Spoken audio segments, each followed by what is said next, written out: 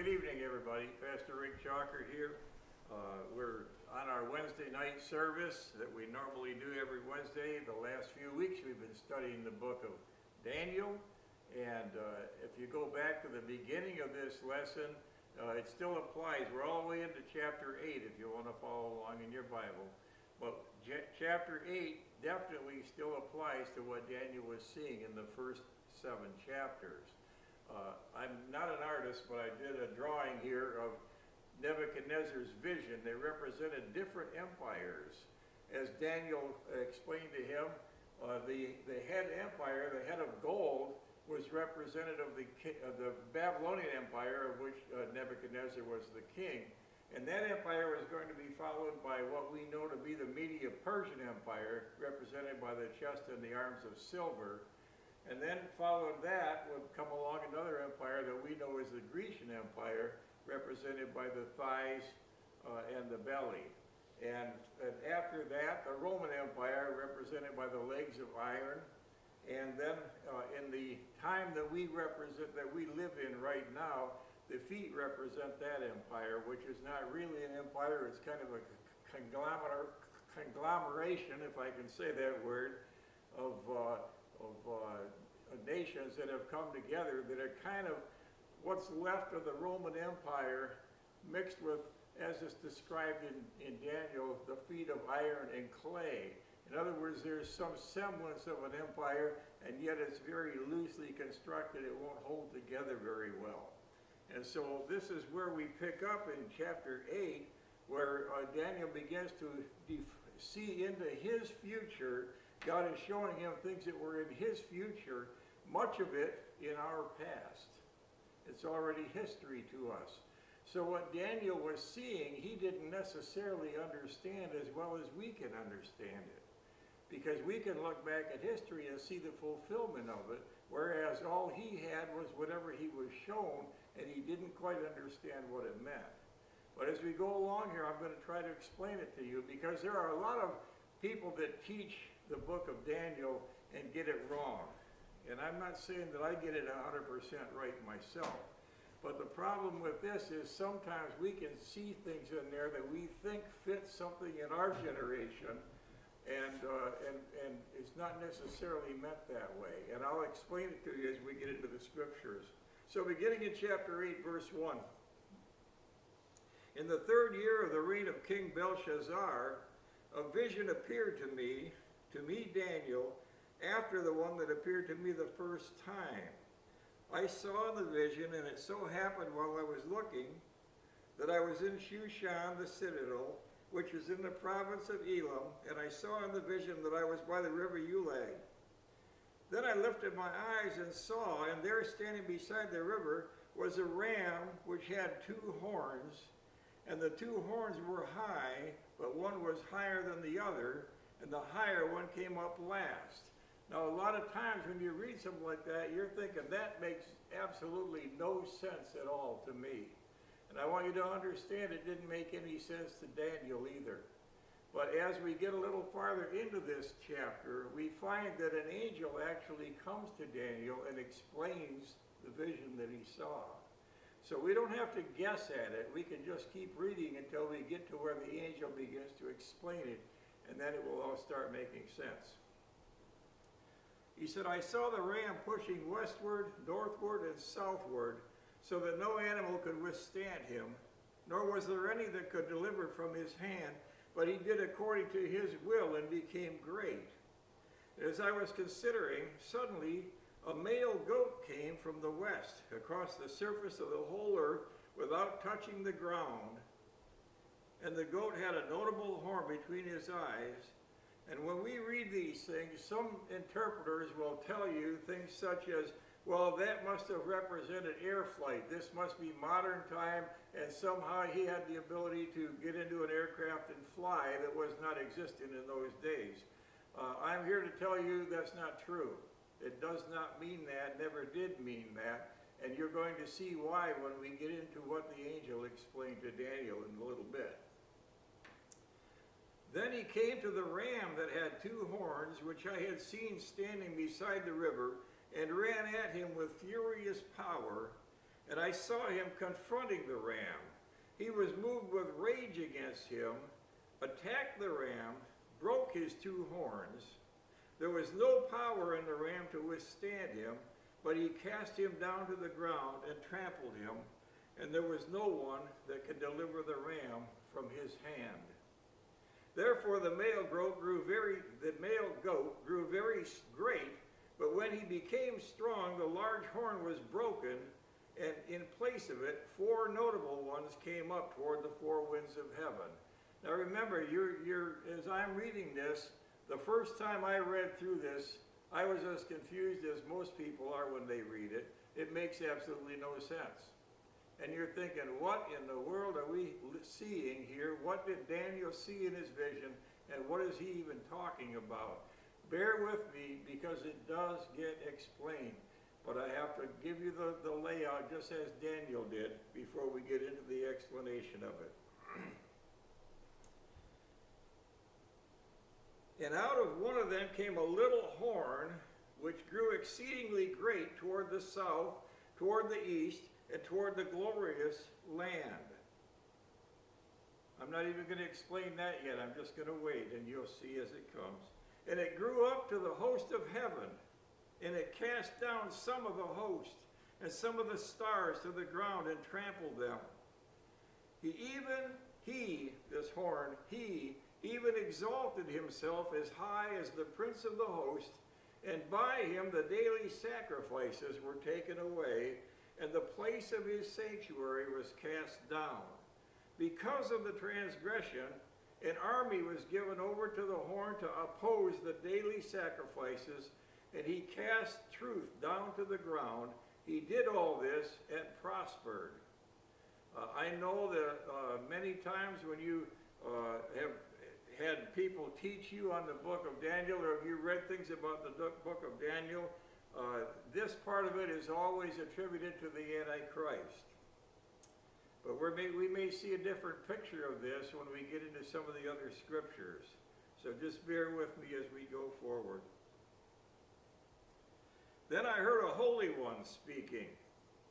And another holy one said to that certain one who was speaking, "How long will the vision be concerning the daily sacrifices and the transgression of desolation, the giving of both the sanctuary and the host to be trampled underfoot?" And he said to me, "For 2,300 days, then the sanctuary shall be cleansed." Then it happened, when I, Daniel, had seen the vision and was seeking the meaning, that suddenly there stood before me one having the appearance of a man, and I heard a man's voice between the banks of the Ulai, who called and said, "Gabriel, make this man understand the vision." So now you're hearing a voice speak to the angel Gabriel and telling the angel Gabriel to explain what was just said or seen by Daniel that he's been talking to us about. So we're going to get an explanation now of what was really going on. So he came near where I stood, and when he came, I was afraid and fell on my face. But he said to me, "Understand, son of man, that the vision refers to the time of the end." And so now we really see a reference to the time of the end. That's what we know to be the rise of the Antichrist. And so it does refer to that, but it has a double reference, as we'll see as we continue to go on. Now as he was speaking with me, I was in a deep sleep with my face to the ground, but he touched me and stood me upright, and he said, "Look, I'm making known to you what shall happen in the latter time of the indignation. For at the appointed time the end shall be." And then he begins to explain everything that Daniel just talked about. This is what he says: "The ram which you saw having the 2 horns, they are the kings of Media and Persia." Now looking back at history, we can understand that part of it, because after all, this joint nation that was actually 2 nations in one had 2 kings. One of them was Darius the Mede, the other one was Cyrus the Persian. And as we read in Scripture that one horn was taller than the other one, it means it had more power, more authority, more clout, you might say. And that was Cyrus the Mede, Cyrus the Persian, which was more powerful than Darius the Mede. And so you see it's already being explained, and from our perspective, we're not looking at future, we're still looking at history. And the male goat is the kingdom of Greece. So now here comes the kingdom of Greece into power, which, remember, this chest in arms of silver was represented of the coming kingdom. When Babylon fell, the Medes and the Persians are the one that brought that kingdom down. They came into power here, and they ruled, and this is represented by the chest in arms. But another kingdom came along that conquered the Medes and the Persians, that is represented by this bronze area of the statue, the belly and the thighs. And that was Greece. This is exactly what we're seeing as the angel explains it. The large horn that is between its eyes is the first king. We know him as Alexander the Great. We can look back in history and see this. But actually, he was known as Alexander the Goat, and the entire nation of Greece was known as the Goat Nation, because when the king was getting ready to invade this land, he was told by an oracle to follow the goat. He didn't know what it meant at the time, but he found a herd of goats that was traveling through the desert, and he followed it, and this is the empire that the goats led him to. Isn't that interesting? It says, as for the broken horn, well, before we get to the broken horn, let's stay with this. The large horn that is between its eyes is the first king. We're still talking about King Alexander the Great. Alexander was about 20 years old when he came into power, and he literally took over what was known as the civilized world of his day in 13 years or less. By the time he was 33 years old, he passed away. He died. And 4 generals that were in his army came into power, and they literally divided the conquered land that Alexander had taken into 4 sections, and each of them became a ruler over one of those 4 sections. Those 4 sections actually were Greece, Turkey, Syria, and Egypt. And so now you see there's literally 4 kingdoms made out of what was originally the Greek kingdom. They're all ruled by those that served under Alexander the Great, and it talks about the horn being broken off. That was the death of Alexander. As for the broken horn and the 4 that stood up in its place, 4 kingdoms shall arise out of that nation, but not with its power. You see that once the nation was divided into 4 nations, there was really, the Grecian nation has shrunken down into 4 smaller nations, and none of them had the power of the original. And in the latter time of their kingdom, when the transgressors have reached their fullness, a king shall arise. Now there's a little horn that we were told is going to arise among these 4 horns. That king that arose, in our history, we can look back and see this is what happened. That king that arose out of those 4 nations that were left when Alexander died came into power. The little horn came into power, and it was right at the time when the Grecian power was waning and Roman power was beginning to come in. And a man rose up by the name of Antiochus Epiphanes, who hated the Jews passionately and turned against them with all the strength that he had. He actually came out of Syria, and he despised the Jews to the point where he literally went into the Jewish temple and sacrificed a pig on their altar and declared that he was God and demanded that they worship him. So you can imagine the chaos that followed that.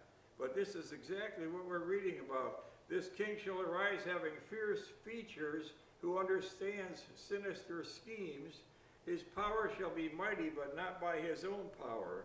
He shall destroy fearfully, and shall prosper and thrive.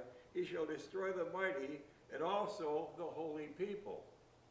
And so you see this being fulfilled already in history. This has already taken place. And I want you to know that where it comes to our future, Well, you're talking about the Antichrist that you read about in Romans chapter 13 or in 2 Thessalonians chapter 2.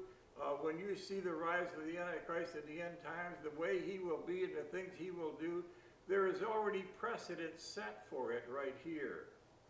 He's going to be doing the very things that you read about happen already in history. It seems as though history does repeat itself. There's nothing new under the sun. And so what you see has already taken place is that which is yet to come. It's an interesting statement, but this is what we're looking to in our future, that a man will rise up, very likely out of one of those same four countries, very likely, in fact, out of Syria, who will become the very person that we think we're reading about when we read about Antiochus Epiphanes. Because Antiochus was a type of this end-time Antichrist. It says, through his cunning he shall cause deceit to prosper under his rule. He shall exalt himself in his heart. He shall destroy many in their prosperity. He shall even rise against the prince of princes, but he shall be broken without human means. Now understand that when you do read this, you do see very, very strong references to what took place already, and yet still can apply into the future Antichrist. So it's kind of a dual meaning when you read it. But let me just take you into the Amplified Bible so that you can really see the picture of this the way it's explained there. And it begins to make a whole lot more sense to you. We'll just start with verse 3. He says, I lifted up my eyes, we're still in chapter 8.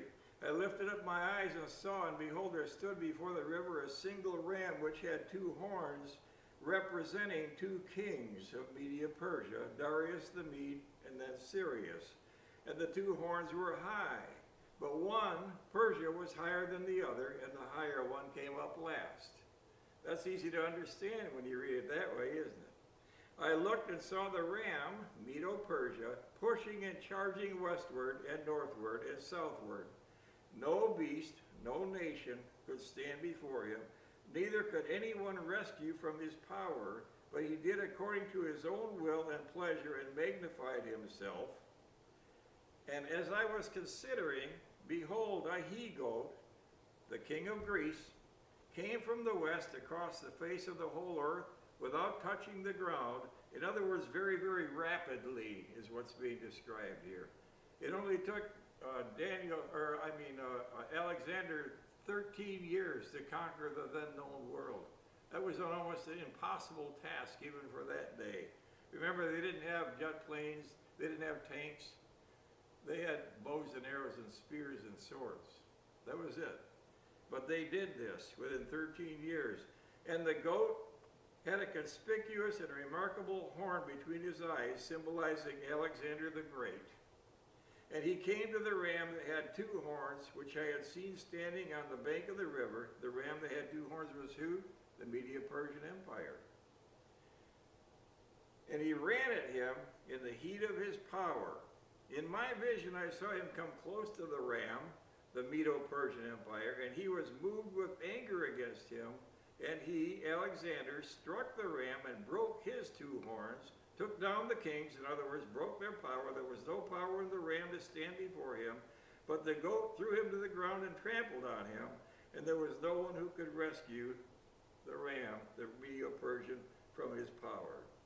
And the he-goat, Alexander the Great, magnified himself exceedingly, and when he was young and strong, he, the great horn, was suddenly broken, and instead of him there came up four notable horns, to whom the kingdom was divided, one toward each of the four winds of heaven. And those where they were divided, we can see historically, as I said before, Greece, Turkey, Syria, and Egypt.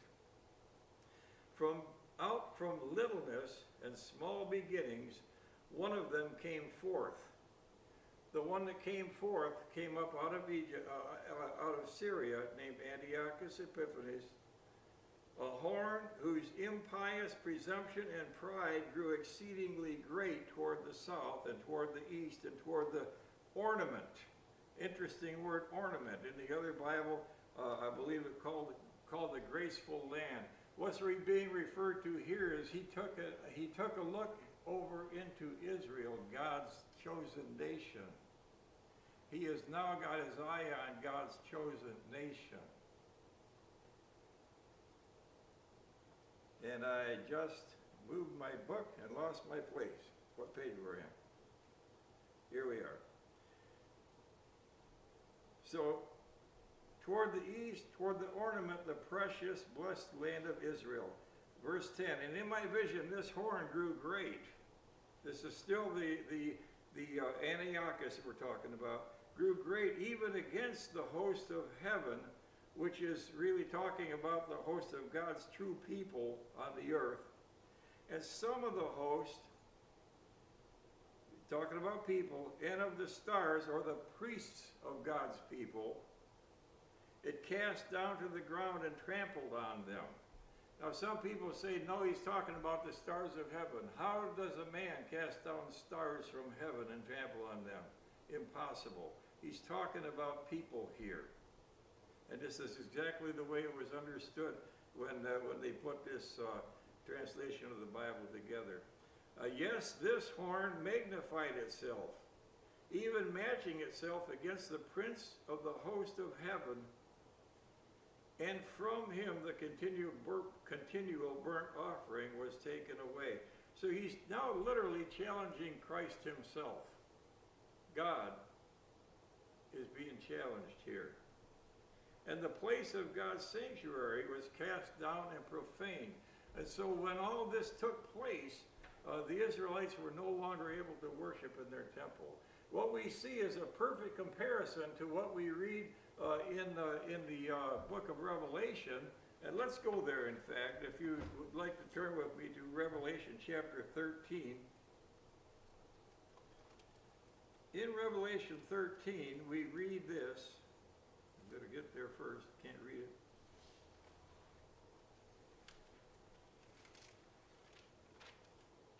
If you get there ahead of me, raise your hand.